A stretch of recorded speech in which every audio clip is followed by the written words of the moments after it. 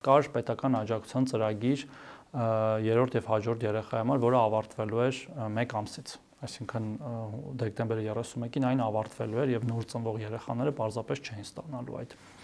աջակցությունը։ Մենք որոշել ենք այն սարքել մշտական ծրագիր, քանի որ տեսել ենք դրա արդյունավետությունը եւ գումարային, այդ 50,000 դրամները, երբ որ հաշվում ենք մեր տված ընդհանուր գումարը, առանց հետվճարի մեխանիզմը հաշվի առնելու, դա 3.6 միլիոն դրամ է գալիս մեկ երեխայի հաշվարկով։ Եվ եթե հետվճարի համակարգն էլ աշխատվում է, գումարած դրան 20%, այսինքն այս դեպքում էլ հետվճարը գործում, երբ որ անկախիկ առևտուր ես անում։ Այսինքն ըստ էության կարող է դառնալ հանգիստ 60,000 դրամ այդ գումարը։ Մյուս փոփոխությունը դա երեխայի կարգաթվով պայմանավորված ծննդյան նպաստների փոփոխություններ է։ Մենք հիմա ունենք տարբեր կարգաթվերով, այսինքն